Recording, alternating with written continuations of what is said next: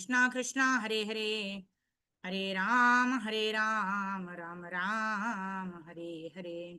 Hare Krishna, dear devotees, Dandavat Pranams. Thank you very much for joining in for our Ramayana session today. Let's quickly start with Mangalacharan prayers, invoking auspiciousness for this endeavor, for the pleasure of Guru and Gauranga. Om Ajnana Timirandasya Jnananjana Shalakaya Chakshunmilitam Yena Tasmai Shri Gurave Namaha. Shri Chaitanya Manobhishtam Stapitam Yena Bhutale Swayam Rupa Kadamayam Dadati Swapadantikam Vandeham Shri Guru Shri Udapadakamalam Shri Gurun Vaishnavanscha Shri Rupam Sagrajatam Sahana Raghunathan Tam Sajivam Sadvaitam Savadutam Parijana Sahitam Sri Krishna Chaitanya Devam Shri Radha Krishna Padan Sahagana Lalita Shri Vishakhanvitamscha Namo Vishnu Padaya Krishna Preshthaya Bhutale Srimate Bhaktivedanta Swami Niti Namine Namaste Saraswate Deve Gauravani Pracharine Nirvishesha Shunyavadi Paschatya Deshkatarine Namo Mahavadanyaya Krishna Prema Pradayate Krishnaya Krishna Chaitanya Namne Gauradhyushe Namaha Panchatattvatmakam Krishnam Bhaktarupa Swarupakam Bhaktavataram Bhaktakyam Namami Bhaktashaktikam He Krishna Karuna Sindhu Dinabandho Jagatpate Gopesha Gopika Kanta Radha Kanta Namostute Taptakanchana Gaurangi Radhe Vrindavaneshwari Rajamanu Sute Devi Pranamami Haripriye Vancha Kalpatarubhyascha Kripa Sindhubhya Evacha Patitanam Pavanebhyo Vaishnavebhyo Namo Namaha Jai Sri Krishna Chaitanya Prabhu Nityananda Shri Advaita Gadadhara Srivasadi Gaura Bhakta Vrinda Hare Krishna Krishna Krishna Hare Hare Hare Rama Ram Ram Hare Hare Hare Krishna Krishna Krishna Hare Hare Hare Rama Ram Ram Hare Hare Hare Krishna Krishna Krishna Hare Hare Hare Rama Ram Hare Hare Gurave Gaurachandraya Radhikaya Tadalaye Krishnaya Krishna Bhaktaya Tadbhaktaya Namo Namaha Hare Krishna. So thank you devotees for joining in once again. Welcome all of you for the Ramayana study session. So we were seeing about how Kaikeyi is asking those two boons. What are those two boons? One is Rama should go to the forest and Bharata should become the king. Rama should go to the forest for 14 long years. That is what is Kaikeyi's wish that she asks, or the two boons that Dashrath Maharaj had given her way back. And when and slowly people are getting to know of it. Sita does not know of it yet, right? Mother Kaushalya, Lord Ram has just now told the news to Kaushalya, and Mother Kaushalya also wants to go with Lord Ram, right? And then Lord Ram says, now it is your duty to take care of Dashrath Maharaj, your husband. So like that, he's telling, and while he's explaining all this and having this conversation with Mother Kaushalya, Lakshmana gets very angry, right? Lakshmana says, what is this? What is happening? This is injustice, right? He's not able to control his anger. We are also discussing, that's why Lakshmana told that in the next incarnation, I want to be your elder brother, right? I am tired of doing all that you want me to do, right? Including making a pyre for Mother Sita to do Agni Pariksha, and asking me, to do some things which I'm not willing to do, but yet I have to do because I'm your younger brother, like that. But Lakshmana is not able to contain himself. He says, I'm sorry, my dear brother, but this is injustice and I will not allow this to happen. So that's what is Lakshmana's concern, which he is expressing, that we ended yesterday. So let's quickly continue from there. Who would like to read? You can raise your hand. Okay, Karpavali Mataji is there. Yeah, go ahead. Lakshman was a heroic and powerful warrior from there. Hare Krishna Mataji, Dandavat Mataji.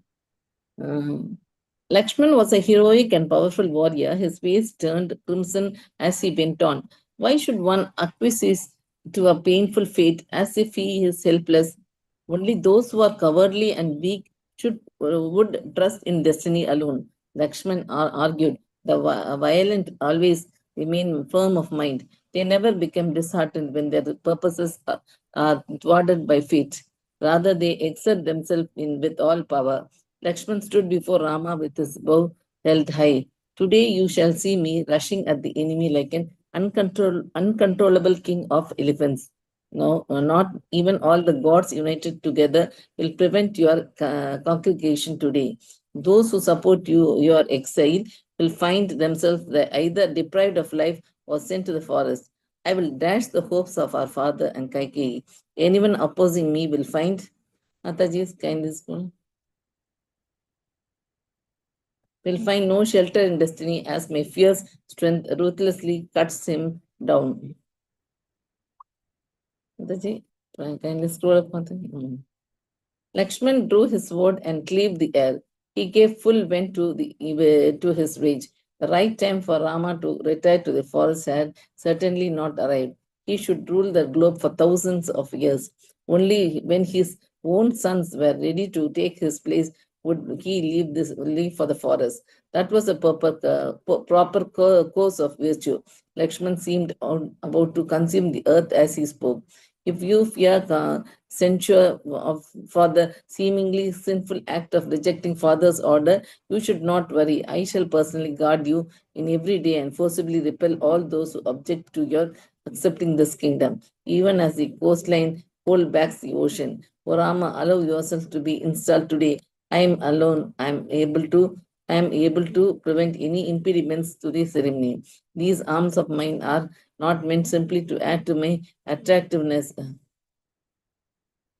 and attractiveness, nor is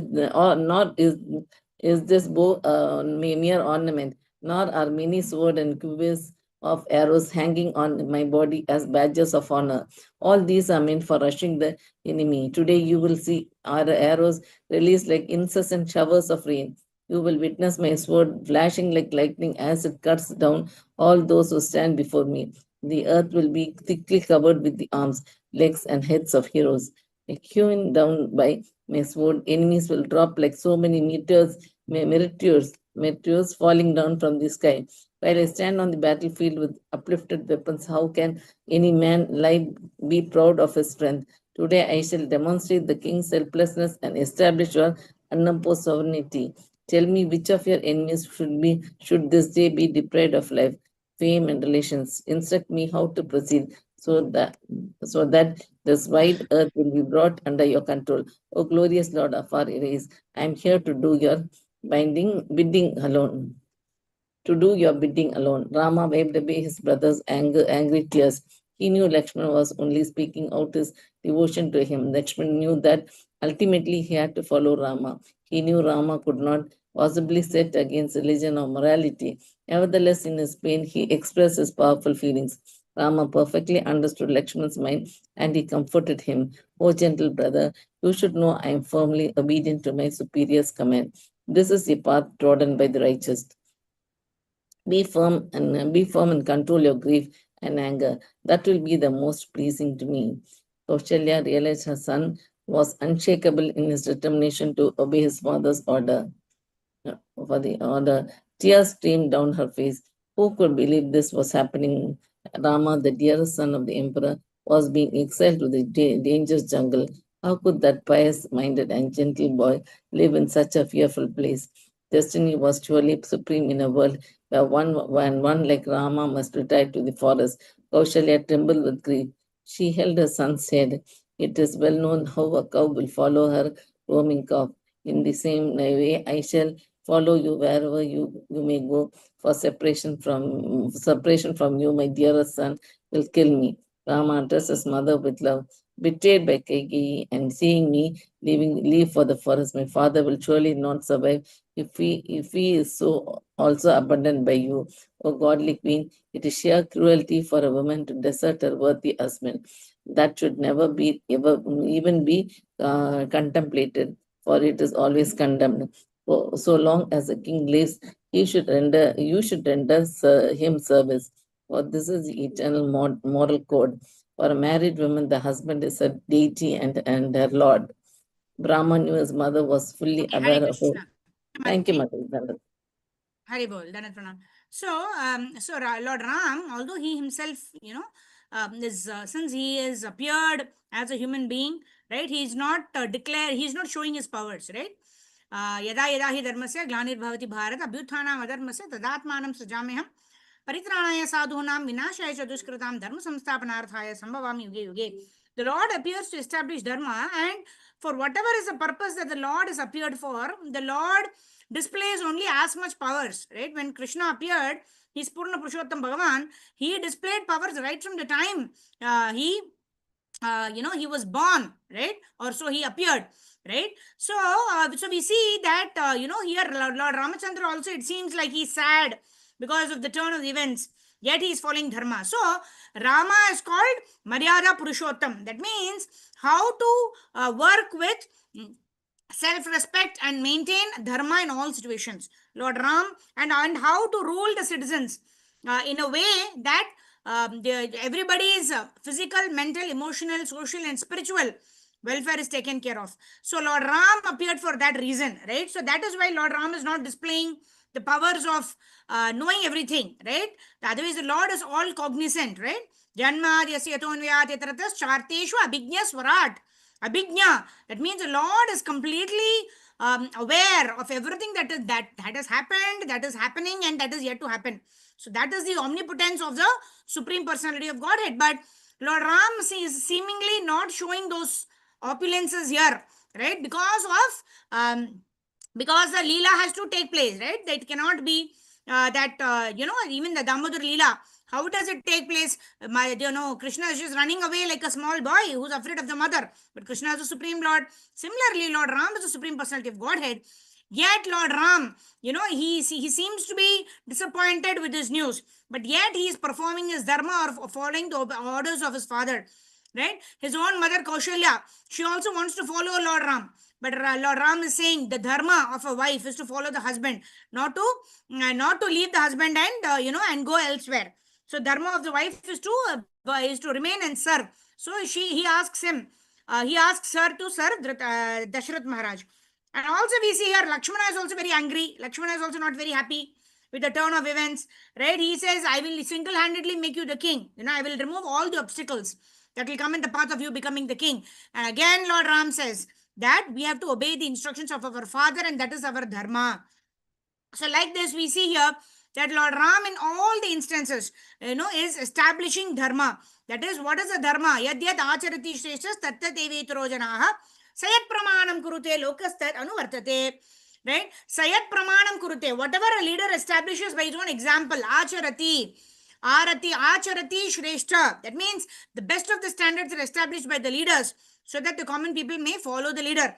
Right? Here, Lord Ram is establishing proper standards of how a son should obey the orders of his father, how a wife has to follow the instructions of her husband and serve the husband, and how a younger brother has to listen to the orders of the elder brother. Right? Although the intentions of all of them are to they're feeling extremely sad, they're expressing their emotions, yet whatever be the state of mind, whatever be their emotions running, we should not give up our dharma. Yes, we feel sad, we go through various emotions, that is normal in this material world, yet we have to not give up the dharma when we are responding to any particular situation. So that is what is established here by Lord Ram, by his advice to Lakshmana, in his advice to mother Kaushalya, like that. Okay, let's move ahead. Okay, who's reading? Sarva Gopeshri Mataji, then Sindhu Mataji, then Sridhar Prabhu. Yes, go ahead. Rama knew his mother was fully aware of her religious duty from there. Krishna Mataji, Rama knew his mother was fully aware of her religious duty, which she would never abandon. He spoke only to give her strength and reassurance. The queen listened in silence as Rama, invoking the ancient religious codes, described the fate of a woman who does not serve her worthy husband. Even if he is devoted to fast and sacred observances, she will become tainted by sin and suffer the reaction. On the other hand, a woman who devotedly serves her husband, even without any religious practices, will reach a highest heaven. Rama folded his palms. Therefore, O Queen, remain devoted to the king and ensure that he does not suffer excessive grief, leading a holy life with the time until I return. When you finally see me duly installed as king and dedicated in your service, you shall achieve all that you desire. Although dismayed at the prospect of losing her son for 14 years, the pious Kausalya nevertheless felt delighted to hear his admonition. It was clear she could not change his carefully considered resolution to depart. Blinded by her tears, she said, "Go then with my blessings. O heroic son, may good be guide you always. My misery will end only when you again return home from the forest and offer me words of consolation. If only that time were already arrived, leave now with a steady mind, dear Rama, following in the footsteps of a righteous, repay your debt to your father." Still in the grip of sorrow, Kausalya began to worship the gods in order to invoke divine blessing for her son, praying to each of the principal deities and asking that they guard Rama from all dangers. She offered oblation of ghee into the sacred fire. As she finished her prayers, Rama bowed before her and held her feet for some time, while she wept softly. Embracing him tightly, Kausalya said, "Please live in peace, my child, and accomplish your purpose. When at last I see you return, as one would see the full moon appearing above the horizon, all my sorrow will be gone. Only when I see you ascend your father's throne, wearing the crown and clad in the royal robes, will my heart's desire be fulfilled. May all the gods protect you as you sojourn in the dreadful forest. Depart now, O Raghava, I wish you well." Rama took leave of the grieving Kausalya, who followed after him with her eyes. He went out of her apartments, feeling agony. Lakshman, who had resigned himself to accept Rama's determination to depart, followed close behind. Hare Krishna. Thank you, Mataji. Hare Krishna. Very bold. So here we see everybody. They have their hearts filled with sadness and misery, and things are happening. Not the way they planned. Yet, what is happening here? We see here that that all of them are following dharma, right? So the mother wants to go with the son to the forest, but the words of, and here also it's mentioned here that Kaushalya knew her responsibilities, of being a wife, right? What is this? To serve the husband, and not to leave the husband in any circumstance, right? So service. So each of them are convinced, in spite of their extreme situations of sadness and misery, and things not going their way, things not going as per their plan, everything, yet all of them are following dharma, right? All of them are very angry and sad, but yet all of them are following the respective dharma. So now Lord Rama has already advised Mother Kaushalya that it is imperative for a wife to serve the husband, but now he's not going to ask Sita to come, right? I have got this instruction to go on exile to the forest, and you being my wife, you have to serve me, you have to come with me. No, that is not what Lord Ram is going to tell Sita, right? So according to time, place, and circumstances, there is application of principle, right? So the Lord Ram is now actually going to tell Sita that you remain in the palace and you serve. And you serve, my mother Kaushalya. Actually, she is also feeling, very distressed with this news. So you stay here and serve Mother Kaushalya. You remain in the palace. You are not used to going into the forest and living in the forest. There will be austere conditions in the forest, right? Of course, Ram himself has been born in Ayodhya, so where he got experience in staying in the forest, right?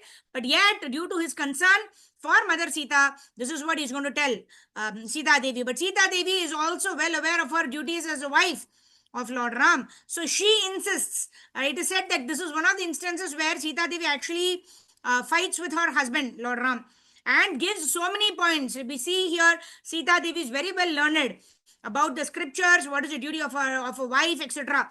So she convinces Lord Ram that I will come with you to the forest, right? For me, all these beds and the ornaments and all these comforts are no use if I don't have your association. So like that, Sita convinces and she pleads with Lord Ram with proper logic and based on the Shastras. And in this way, Lord Ram finally agrees and takes Sita along with him. And we also see that he takes Lakshmana with him. So the next 1 or 2 chapters are going to deal with this. So quickly, let's read this part of the Sita's plea. So this is what he's going to ask Lord Ram, that I will come with you wherever you're going. And that is the dharma of a wife, like that. All right, Sindhu Mataji and then Sridhar Prabhu. Yes, go ahead, chapter number 9. Pranams, Haribol Srila Prabhupada ki Jai, Jai Shri Ram. Chapter 9, Sita's plea. Rama moved along the royal highway towards Sita's quarters, praised by the many Brahmins who lined the road. Sita still had not heard the news of Rama's impending exile and was eagerly awaiting him, her mind absorbed in thoughts of his installation. As her husband entered the room, she sprang from her seat. Rama had left Lakshmana outside and had gone alone to speak with Sita. He was perplexed as he considered how to tell his wife the terrible news. Although striving to control his mind and contain his grief, Rama's face bore a pained expression and his head hung low. Sita was astonished to see him in that state, his face pale and bathed in perspiration. Apprehensively, she inquired, "What troubles you, my lord? Today is the auspicious and joyful day of your installation, but you seem to be covered by the dark shadow of grief." Sita asked Rama why he was not accompanied by the royal servants carrying the white umbrella. Why was he not wearing regal dress or anointed with sandalwood pulp paste after having gone through the inaugural ceremony? Where was the king and his ministers? What was happening? Rama steadied his mind and looked upon Sita's face. "My worshipable father had ordered me to enter the forest for 14 years' exile. O most beautiful princess, according to Kaikeyi's desire, my brother Bharata will be installed in my place. Indeed, in days gone by, 2 boons were granted to Kaikeyi by my ever truthful father. She has recalled the king's death now and placed him under his word to send me away, conferring the office of Prince Regent upon the noble Bharata. In obedience to morality, I shall therefore depart forthwith to the forest. I have come to see you on my way." Sita shook like a tree caught in a gale. How could this be true? She listened with astonishment as Rama continued. "O high-minded lady, please remain firm. In my absence, you should take to fast and prayer, remaining disciplined at all times. Worship and serve my father and mother, who are both grieving deeply due to my separation from them. Sumitra and Kaikeyi should also be served by you, as should Bharata and Shatrughna, who are both as dear to me as my own self. Be especially careful not to praise me before Bharata, for men endowed with power and wealth cannot tolerate hearing others praised. Indeed, Bharata will be the king and should therefore be served by you with all attention, carefully avoiding any offense." Sita was dumbfounded. She turned pale and her eyes opened wide. She knew without doubt that Rama meant what he said. The princess listened in horror as he instructed her. Rama told her to remain living peacefully in Ayodhya under the protection of the emperor and Bharata, devoting herself to righteousness and religion. Rama himself would leave immediately for the forest. After hearing Rama speak, the noble Sita became indignant out of her love for her husband. Her cheeks flushed red, and she replied angrily, "How have you uttered such words today, O Lord? They are never worthy of one possessed of strength and weapons, who is capable of affording protection to the weak. Your advice is not worth hearing." Considering Rama as her only refuge, Sita spoke strongly. She described how the father, mother, brother, or any other relation were never the shelter of a chaste woman with a husband. The wife should share her husband's fortune under all circumstances. She stood in front of Rama, her eyes flashing, as she continued, "I am enjoined by ancient religious codes to enter the forest along with you, dearest Rama. I cannot possibly remain in Ayodhya. If you leave today for the forest, I shall walk before you, clearing away the sharp grasses and thorns on the path." Sita assured Rama that he could take her anywhere with confidence. She would live happily under his protection and would prefer forest life with him to residence in the richest palace or even heaven itself without him. She had been trained in all arts of service and was well prepared to accompany him. "I need no further advice, O Lord. Simply order me to depart. Remaining with you in fragrant woodlands, I shall be as happy as I am now living in your palace." Sita felt pain that Rama had not considered taking her with him. Raised in a line of warrior kings, the princess was not easily disturbed by difficulty. Again and again, she exhorted her husband to take her to the forest. Certainly, you are capable of guarding me from any danger. Indeed, now and no one other than me, no one other than, indeed, none other can guard me as you can, Rama. Nor is it their sacred duty. I shall therefore go with you today. That is my fixed determination. Sita was fond of the country. She imagined herself alone with Rama amid beautiful mountains, woods, and lakes. Even if it was austere, she would nevertheless prefer thousands of years spent with her husband in this way than a single day without him. She spoke her deepest feelings. I shall enter the forest at your feet. I am exclusively devoted to you. My mind is ever attached to you, and I am determined to die if disunited from you. Therefore, grant my prayer and take me with you today. Rama considered the difficulty of living in the forest, and he did not feel at all inclined to take Sita with him. He spoke gently to his dear wife, who had buried her face in her hands and was sobbing. My dearest lady, you are born of a noble line and are always devoted to virtue. Practice that virtue and appease my mind, for I cannot bear to see you suffer. I shall now give you advisement only for your good, frail Sita. Not only is there no joy in the fearful forest, but it's always fraught with misery. Simply by taking you there, I would be neglecting my duty to protect you. Hare Krishna. Thank you, Mataji. Thank you, Mataji. Hare Krishna. Hare Bol. So, the purpose of life is not to be happy, right? We all desire happiness, right? We are willing to do anything to be happy, isn't it? So, as long as the goal of our life is to just become happy, we'll be always frustrated. Why? Because this is Dukhalayam. Krishna has designated this place. Dukhalayam Ashashvatam. So, the Dukkha is also Ashashvatam and Sukha is also Ashashvatam. There is no Sukha, but what is perceived as the absence of Dukkha seems to be Sukha, right? But that is also temporary. And the so-called happiness is also temporary. So, as long as we are seeking happiness in this material world, we will be frustrated, we will be sad, we will be miserable, because that is the nature of this world. This world is not being created to give us happiness. What are we supposed to do here? We have a sense of purpose. If we have a sense of purpose, then all the situations, whether of happiness or of distress, will enable us to progress in that purpose. What is the purpose of our life? The purpose of the human form of life is to Jivera Surupe Krishnera Nityadas, to serve the Lord, to awaken our love for the Supreme Personality of Godhead, and to go back home, back to Godhead. And in that path, back home, back to Godhead, reawakening our love for the Supreme Lord, there may be moments of joy, there may be moments of sorrow, which are perceived as happiness or distress. Like, for example, something may be joyful for one person, but may not be a happy occasion for another. For somebody likes gulab jamun, and in the prasadam there is gulab jamun, he's happy. Whereas somebody who's having a diabetes, cannot eat any sweets, is feeling sad, isn't it? So nothing is absolute in this world. What may cause happiness to one person may cause misery to another person. But if we live a purposeful life, a life which has a purpose, what is the eternal purpose of human form of life? If we want to go back home, back to Godhead, then we tolerate, right? What is that? देहिनोऽस्मिन् यथा देहे कौमारं यौवनं जरा तथा देहांतर प्राप्ते धीरस्तत्र मुह्यति. Dhira, or a sober man, is not bewildered by this change of from one body to another. Matra sparshastu kaunteya sito ushna sukha dukkada agama paino anityastam sitikshashva bharata. Right? So, matra sparshastu kaunteya. So, Krishna is telling Arjuna, Sitoshna Sukha Dukkada, the happiness and distress are like the appearance and the disappearance of the winter and the summer seasons. Right? Sitoshna Sukha Dukkada, Agama Paino Anityas, Tam Sitikshashva Bharata, Titikshva. So a person has to tolerate situations of happiness and distress, just like one tolerates the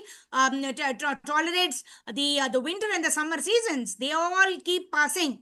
The one season to another season is the way of life. It will keep going on.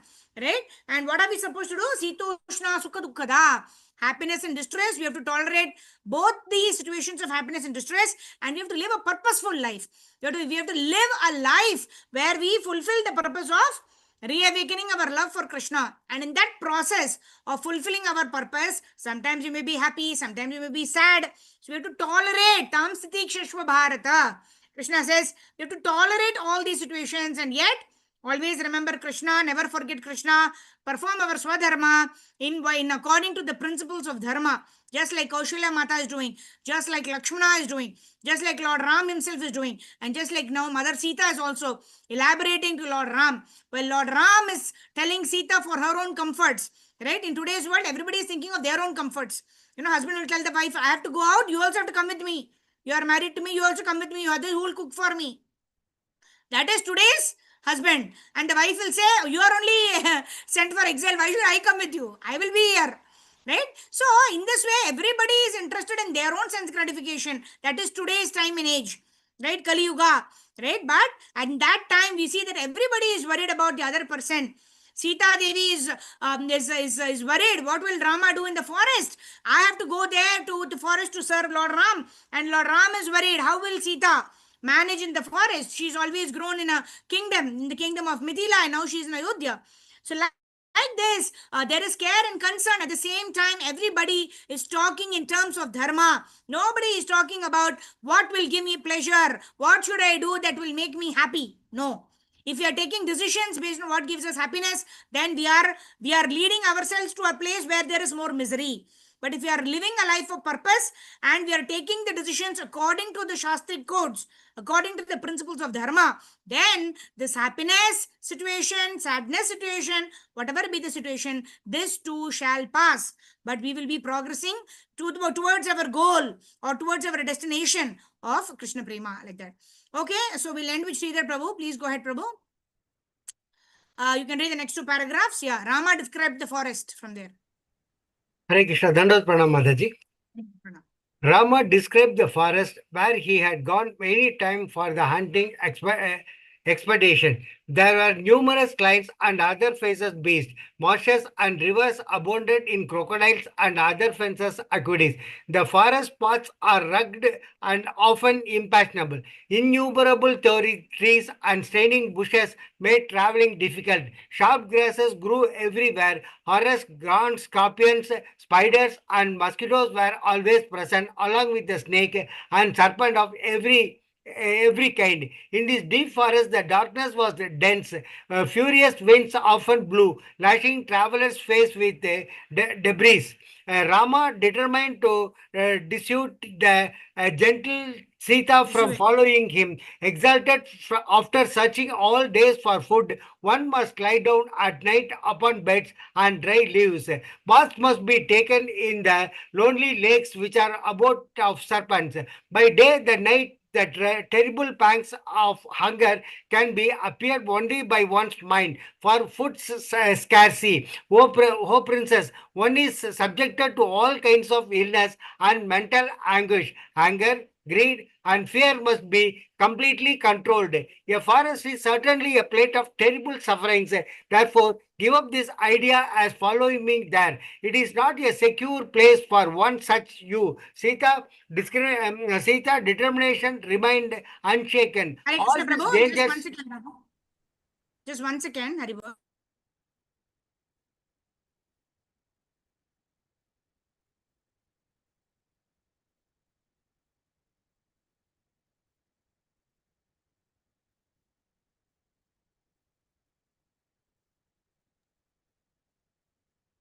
Hare Krishna.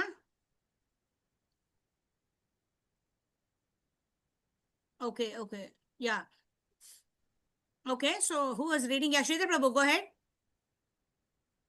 A forest is certainly place a terrible suffering. Therefore, give up this idea of following me. It is not secure place for one such as you. Sita's determination remained unshaken. All these dangers will be as nothing to me if I am able to remain by your side. I'll be any event, have no fear whatever with you as my protector.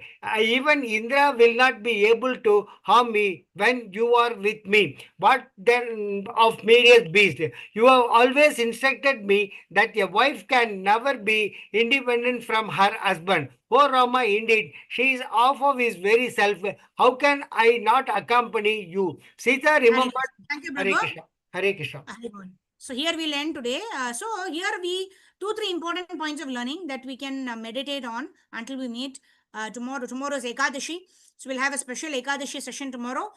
from 11 o'clock to 12:15 p.m., where we'll go through the Ekadashi Mahatmya, and then we'll sing the song Vibhavari Sesha Aloka Pravesha Nidra Chari Uto Jiva, right? We're all sleeping in the lap of Maya. So we have the study of Srila Prabhupada's good books is going to revive the purpose of our life, the purpose of the human form of life, which is to reawaken our love for the Supreme Personality of Godhead. So tomorrow, please do join us from 11 to 12:15 p.m. as we continue with the study of the introduction from Bhagavad Gita. Tomorrow, most likely, we'll complete the introduction, and then we'll start from next Ekadashi. We'll start with verse 1 of the Bhagavad Gita. And also we'll do the Ekadashi Mahatmya. We'll chant one round of Hare Krishna Mahamantra. And today we will circulate the Google form where we request all the devotees to chant more than the minimum prescribed minimum rounds and update the Google form. So we'll call out all your names and we will chant Narasimha Kavacham for your protection. And also tomorrow we'll meet sharp at 11 o'clock, right? Because tomorrow I have a seva in Radha Kunja Bihari Mandir. So I'll have to have a hard stop at 12:30. So 11 to 12:15 is what we will see, and a little bit if it gets extended also, we'll end by around 12:20 p.m. So yeah, I was talking about the points of meditation, right? Tomorrow's Ekadashi. In any case, we're going to meditate upon how to chant more rounds of Hare Krishna Mahamantra. We already take a sankalpa today as Adivas of Ekadashi Mahamotsava. We're already taking a sankalpa that I'll be chanting extra rounds to the pleasure of Guru and Gauranga. In addition to that, we can also take this, we can meditate on this, right? Life is not about happiness, right? We should never take life's decisions, what will give me pleasure, what will give me happiness. Then you'll be frustrated because there is no happiness in this world. This world is dukhalayam. So what is it that we need to focus on? We need to focus on the purpose of life. The purpose of human form of life is to reawaken our love for the Lord and to take all decisions based on shastras, based on what is our dharma in this particular situation. What is my dharma so that I can become closer towards the purpose that I want to reach, which is Krishna Prema. So in this way, all situations of happiness and distress, you will tolerate if you have the purpose in mind and not mere happiness in mind. If you have only happiness in mind and we take decisions based on what will give me happiness, then we will land ourselves in greater frustration. We will land ourselves in destinations which is going to give us more misery, because we're going to be getting more and more entangled in the complexities of this material nature. But when our purpose is clear and our decisions are taken basis what will take me towards my destination of Krishna Prema, then we'll tolerate situations of happiness and distress. And in this way, we will be able to go traverse towards the path of our destination, irrespective of happy situations, irrespective of distressful situations. Just like Krishna is talking about Matra Sparshas Kaunteya, Sitoshna Sukhadukkada, Agama Payino Anityastam Sitikshashva Bharata. Happy situations will pass, miserable situations will pass, but we have to tolerate both the situations and work on the purpose of our life, which is to reawaken our Krishna Prem. So thank you for joining, devotees. Grantraj Shri Ramayana ki jai. Jagat Guru Srila Prabhupada Srila Gurudev ki jai. Nitai Gaur Premanande Hari Hari Bol. Raghupati Raghav Raja Ram Patita Pavan Sita Ram. Raghupati Raghav Raja Ram Patita Pavan Sita Ram. Sitaram Jaya Sitaram, Sitaram Jaya Sitaram. Raghupati Raghav Raja Ram Patita Pavan Sitaram. Jaya Gauranitai, Jaya Gauranitai, Gauranitai, Jaya Gauranitai. Jai Jagannath Swami, Jaya Jagannath, Jai Baladeva, Jai Subhadra. Jagannath Swami Nayana Patagami, Nayana Patagami, Bhavatu me Jaya Gauranitai. Jai Jagannath, Jaya Baladeva, Jaya Subhadra.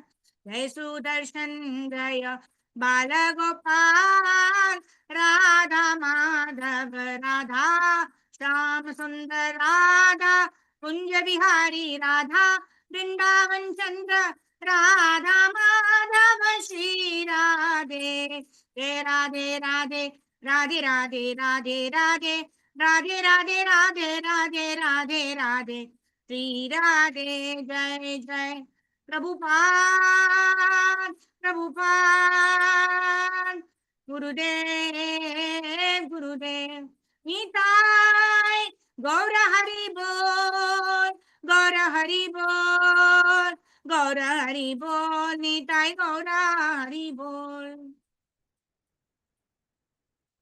हरिनाम संकीर्तन महायज्ञ की जय जगत गुरु श्रील प्रभुपाद श्रील गुरुदेव की जय अनंत कोटि वैष्णव वृंद की जय वाञ्छाकल्पतरुभ्यश्च कृपा सिन्धुभ्येव च पतितानां पावनेभ्यो वैष्णवेभ्यो नमो नमः अनंत कोटि वैष्णव वृंद की जय जगत गुरु श्रील प्रभुपाद श्रील गुरुदेव की जय निताय गौर प्रेमानंदे हरि हरि बोल. So thank you devotees. We'll meet you all tomorrow morning 4:30 a.m. on the auspicious occasion of Ekadashi. For the chanting of Shikshashtakam, followed by 10 offenses to be avoided while chanting Hare Krishna, followed by chanting our minimum 16 rounds with Srila Prabhupada, and then we also chant one round, praying for the good health and long life of His Holiness Japa Swami Srila Guru Maharaj, and also here Japa talk. What is our day? What are we going to meditate upon today? So like that, we will meet tomorrow morning 4:30 to about 7:30 a.m. Please do join us for the whole time or for some time as it is convenient for you. And please do update the Google form by day after tomorrow morning, 9 o'clock. We'll call out your names and chant Narasimha Kavacham.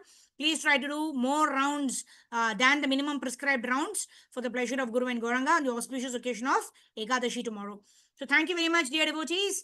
And we'll meet sharp at 11 o'clock tomorrow, 11 to 12:15. And then we have got Kirtan Seva and Radha Kunji Bihari Mandir. So let's try to grab all opportunities for devotional service tomorrow. And let's try to please Guru and Gauranga. Ekadashi आदिवास महामहोत्सव की जय. रामायण की जय.